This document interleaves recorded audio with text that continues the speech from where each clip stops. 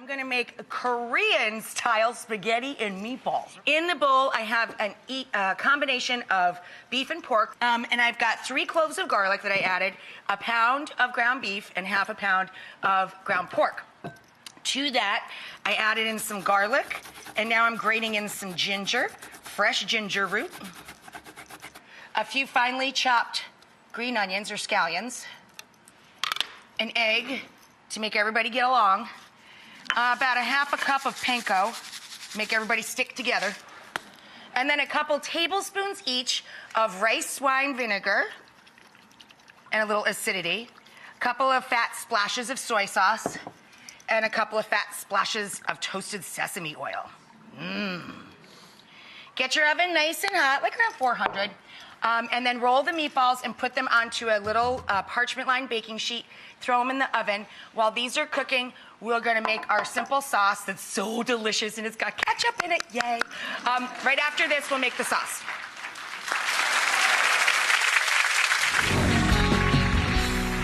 For the sauce, I use this Chinese rice wine, which you can get on the Asian aisle and in a lot of the larger supermarkets, or you can order it online.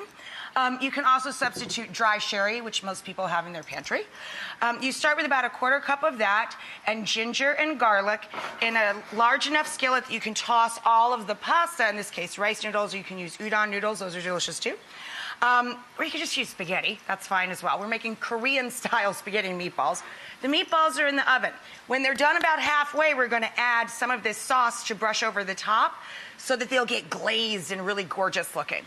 The next ingredient is new to a lot of grocery stores, but it's out there, trust me.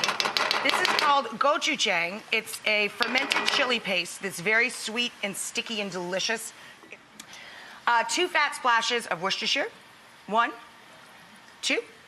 A couple of fat splashes of soy sauce, 1, 2. A little squirt of honey or light agave. And then about a half a cup of ketchup. I love this squeeze bottle kind. So now we're gonna drop our noodles. See you in a few, boys. And we're gonna take our meatballs out so that we can finish them with a little of our sauce and then pop them back in, and that'll glaze the balls. Every time I say balls, it makes me laugh. See, look how beautiful and syrupy, lovely that is already. Okay, I'm gonna brush our balls and put them back in the oven so we'll have spicy balls. I'll meet you right back here. It makes you giggle too, doesn't it? Meet you back here in a couple. Okay, so now we're tossing our udon noodles in our Korean-style sauce for our Korean spaghetti and meatballs. Oh my God, they're slippery udons. Get in the bowl. Okay, so on top of our lovely bowl of udon, we have our glazed balls. Our Korean glazed meatballs with the beef and the pork and the ginger and the garlic and the green onion and the sesame. I have a little sprinkle of mint. And then I have some Thai basil. Regular basil is delicious in this too, of course. Thai basil just has the purpley stems and a slightly more accented flavor.